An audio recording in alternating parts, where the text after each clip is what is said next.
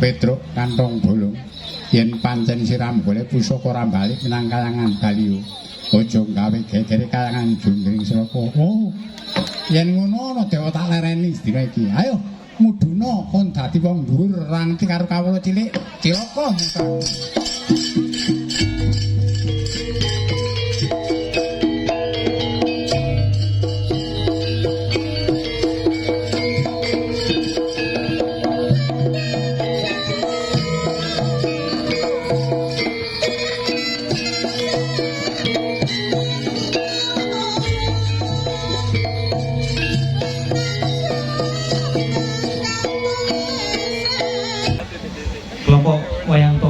Pandowo berasal dari Desa Lowok Permanu, Kecamatan Pakisaji.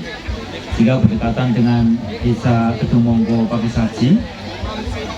Jadi nanti kalau kita lihat penampilan ini geraknya ada beberapa persamaan antara Esti Pandowo dan Asmoro Kangun dari Pakisaji. Namanya sinten? Bukati. Saking pundi? Saking Tumpang. Saking Gelendangan Tumpang. Gelendangan Tumpang. Seneng Petruke sing joget niku wau napa cerita Petruk niku wau. Diarani sugih, anjane sugih tenan ngoten nggih. Nggih sugih tenan. Oh, tapi diarani nyolong ngoten nggih. Lho, enten sing main niku. Sederek jenengan. Mboten. Oh, niku wau putune nek nderek kepengin ningali ya. Nggih. Nggih, matur nuwun nggih. Nggih.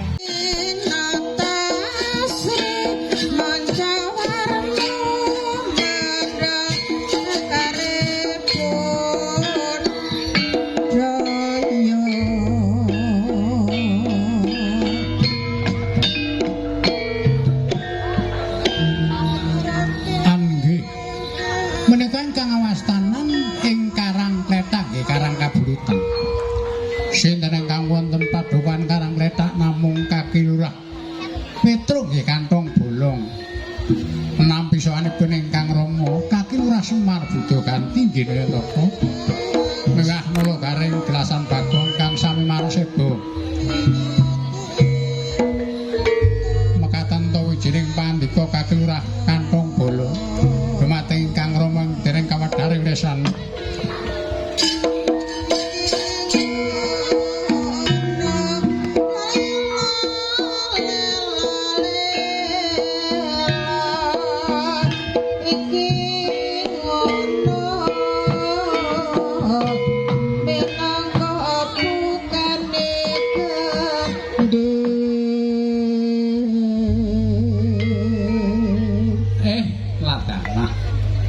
Semar sapratamu nang padukan Karang Kletak kene padha raja bapakku Semar. Tole Petru ya oleh pamujimu slamet ora ana lan sujapa tole. Ora liwat puja pangestu wong tuwae tampan ngono ya Petru. Ya wis tak tampani taluru gawe bunga rasane atiku. Kang Gareng karo Bagong lunga Kang Prayoga. Iya le ora kurang prayoga. Wah iya ora kurang prayoga Tru. Moho sak pratamu sajake ndadekno kageting atiku. Ana wigati apa mo? Tole siramu sugih pikirku malah ora karo-karuan kowe. Mula ati-ati anggonmu nyekel donya ya Petru. Mo tak kandhani. Aku sugih iki ora mergo aku mbuwakne dhuwit ora. Aku korupsi karo pemerintahan ya ora.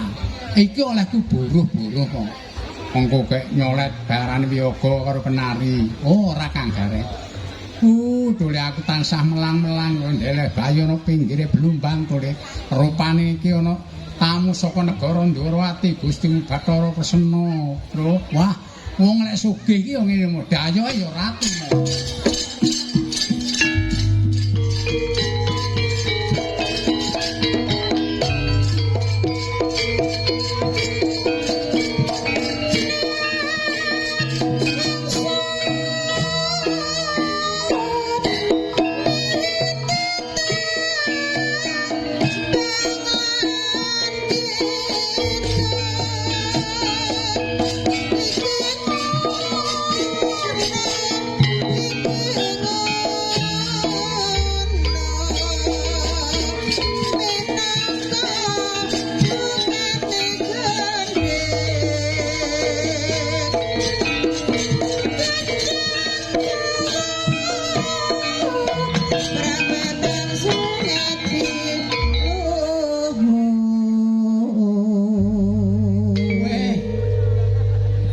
boten lepat sinuwun nata ing negari Ndrawati Gusti kula Prabu Bathara Sena Gus. Petruk kantong bolong ya ora luput kang dadiaton.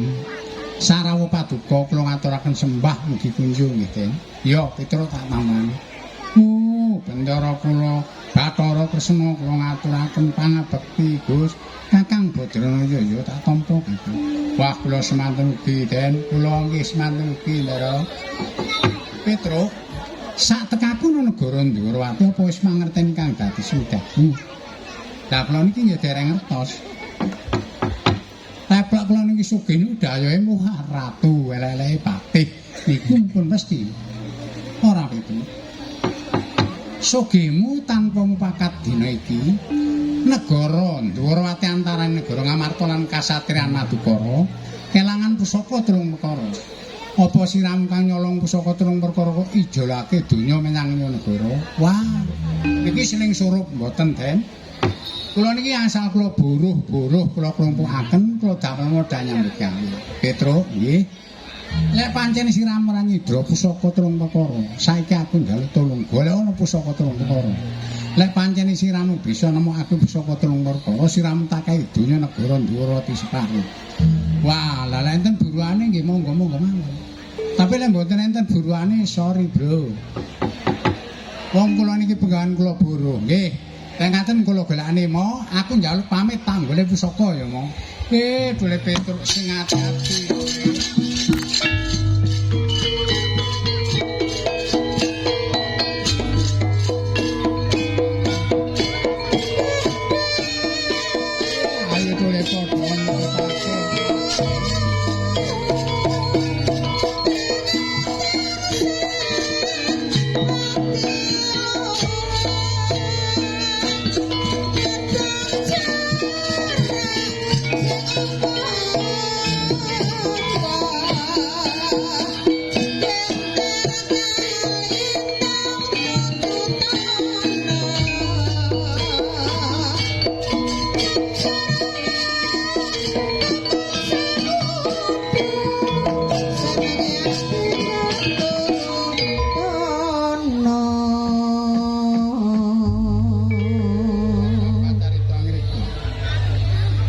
Lepas tindara Petruk kantong bolong.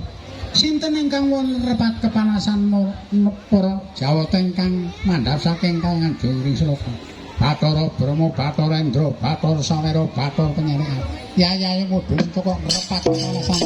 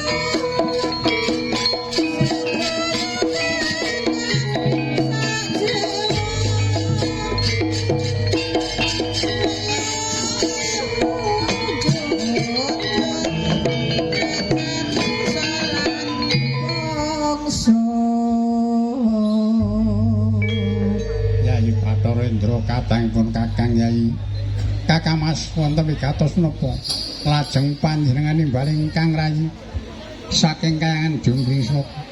Oleh kina yen nonton kahanane kayangan kaya gunjing-gunjing kawacandra dimuka kaya budu-budu kaya jebol-jebol kakala napa kayangan Suraya Yai.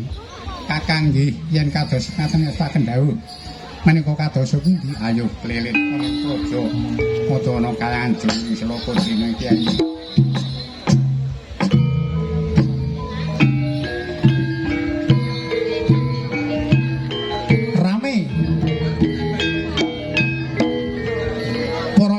Saking kayangan Junggring Sloka wonten cathok Ndaranti Tindaro golong-golong mangetan golong-golong mangula rebut ing sarang tunjang Tindaro kadang Raden Tebawat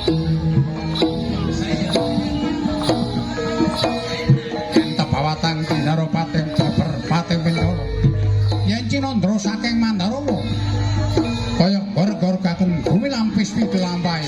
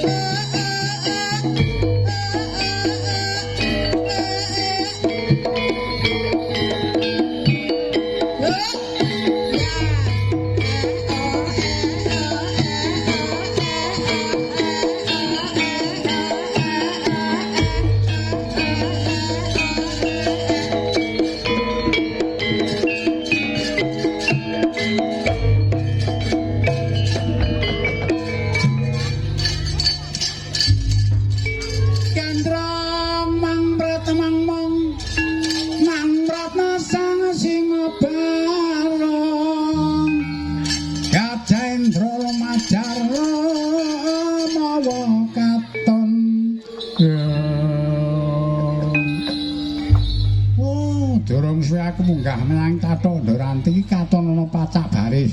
Ana Cathok Ndaranti iki sapa ya? Yen pancen siram ora ngerti kelawan aku Bathara Brahma. Sirammu ora kawan Petruk munggah nang kayangan Mangku Gatroko. Oh, pikulun Bathara Brahma. Aku munggah nang kayangan aku golek gaman telung perkara. Apa balik nang kayangan apa ta ora? Petruk kantong bolong. yen pancen siram golek pusaka ora balik menang kayangan Baliyo aja gawe gegere kayangan Jundring Sraka. Oh yen ngono ana dewa tak lereni dina iki. Ayo muduna kon dadi wong dhuwur rangti karo kawula cilik cilaka muka.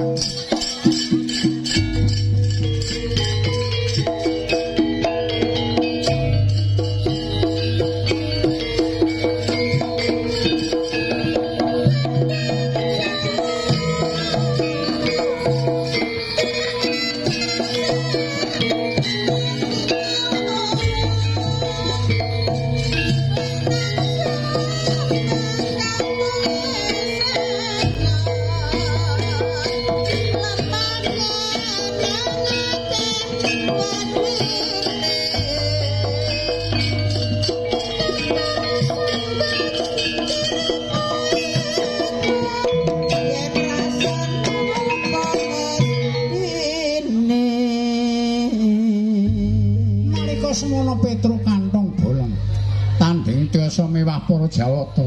Para Jawata kontal dhateng kridaning Petruk. Sinten ingkang wonten repat kepanasan namung resian Kanaka Putra. Mata adi susu angin nampek jemadene Petruk kantong bolong. Ing ngriku Petruk kantong bolong datan kanten dawahipun. Inten ingkang wonten pertapan Cemara Sewu namung Begawan Sasondanu. Karing layone Petruk kantong bolong sak nalika sang Begawan Sasondanu.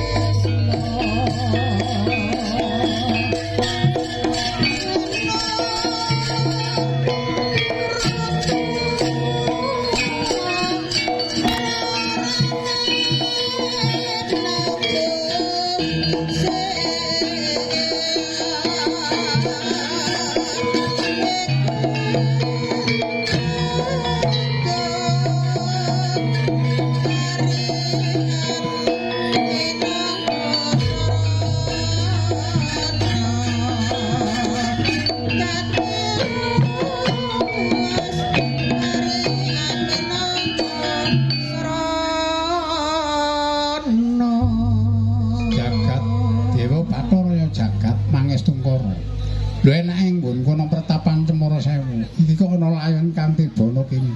Coba tak mulyani layon iki bocah saka Ndilan saka kang dadi namane. Oh. Ing ngriku Petruk kantong bolong kawriyaken miwah Begawan Sasondanu liya jati temene mulo.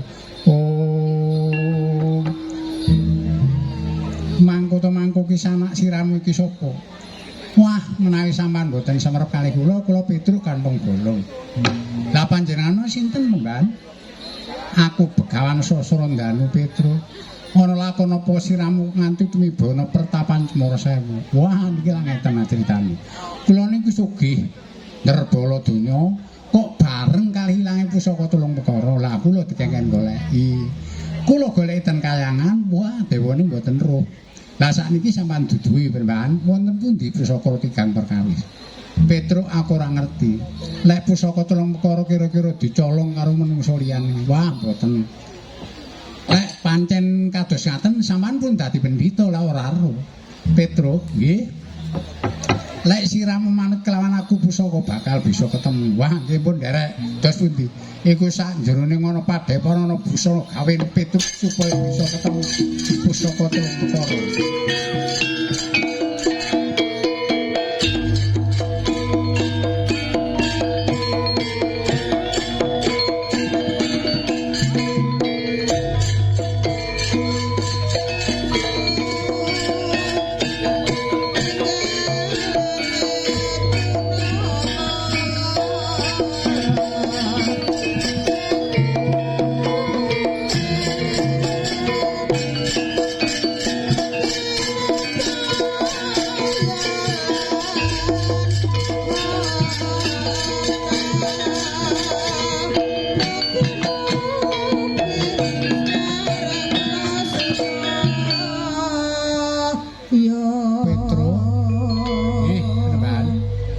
saiki rupamu wis ganti busana katon gagah.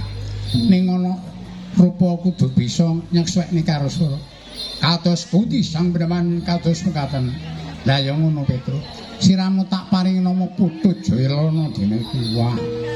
Jenengku Putut Jailana, Putut abdine Pandita, Jaya niku wong bejo, Lalana niku klenceran. Waduh, sugih kula niku klenceran Peneman. Iya Petruk. Mula dina iki siramu tak jak nang Padepokan Karangkletak, jauh donya ning Karangkletak. Pripun? Siramu tak jak nang Padepokan Karangkletak, ayo njaluk donya Karangkletak. Lah niki jenenge jeruk mangan jeruk niki. Lah donya kula niku ajeng kula jaluk lah nggih guna tanpa perlu Peneman. Wis ta Petruk manuta. Monggo bisa ketemu pusaka tulung perkara. Nggih, monggo yen kados ngaten pandheraken.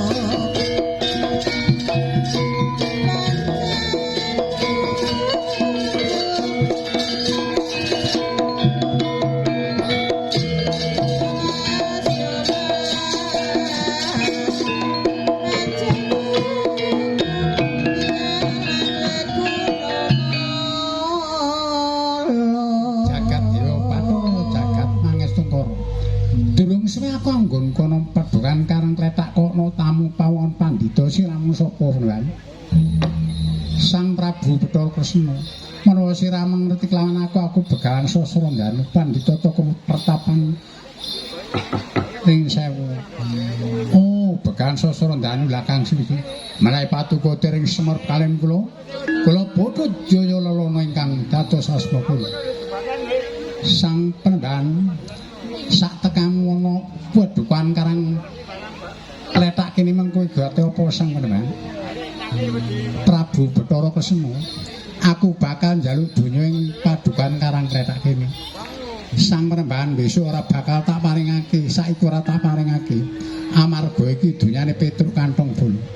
Aku ora idep yen pancen ora mbok paringake aja takon dosa. Prabu Bathara tak tugel belum mati dina aku wis diragamu.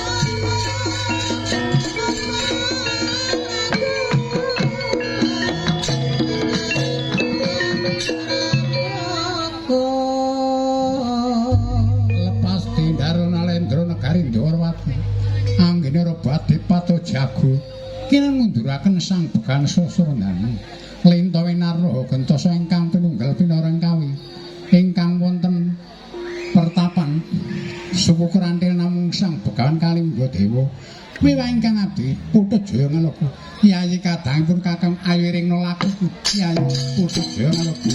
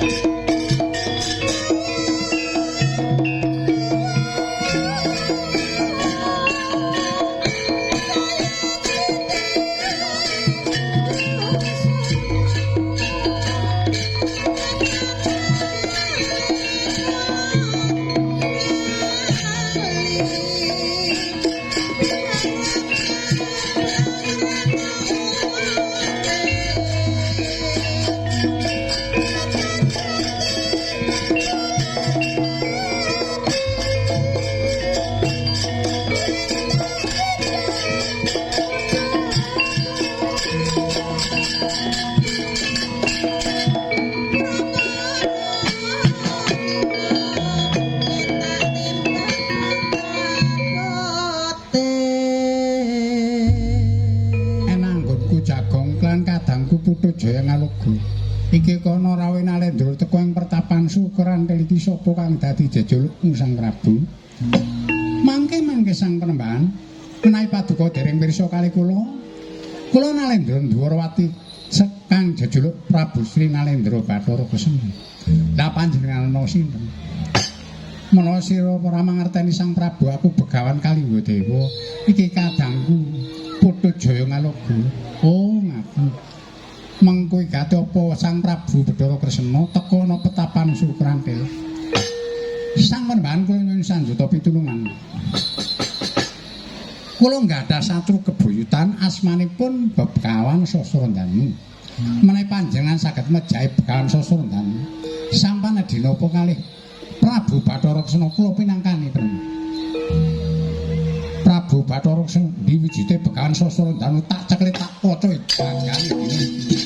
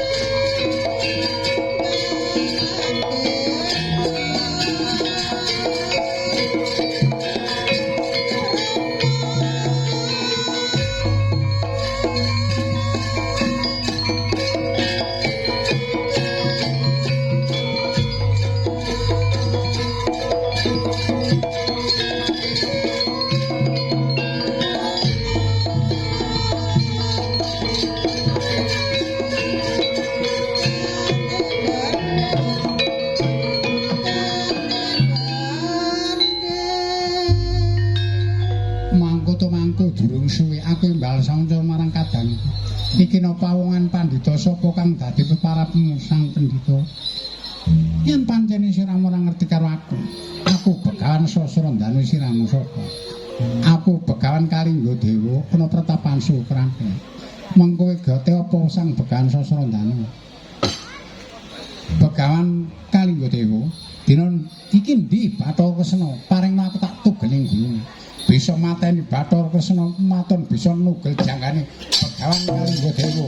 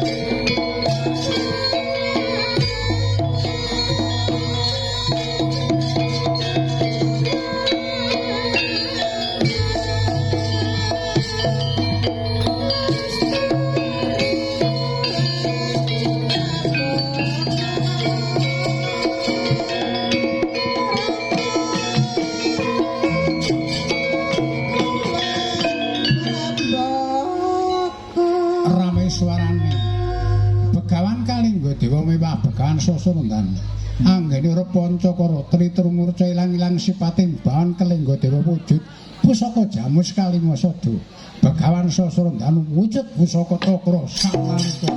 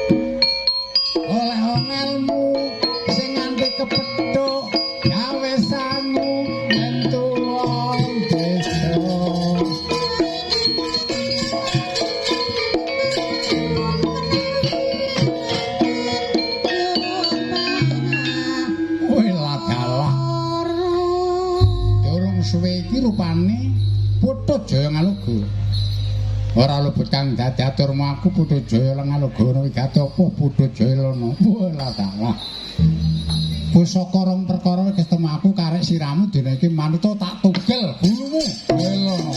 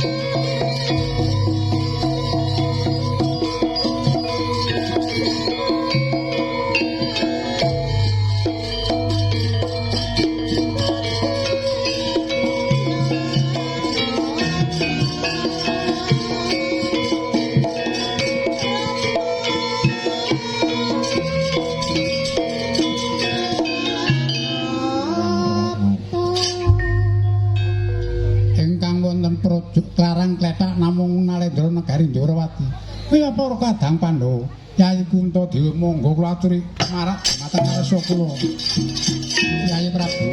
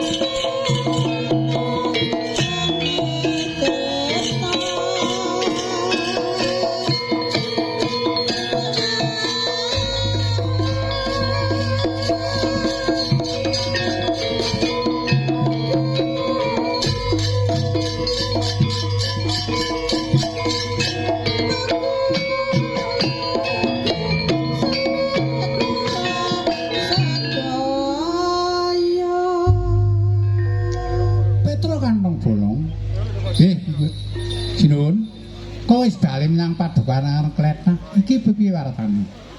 Wah, lan iki ngeten.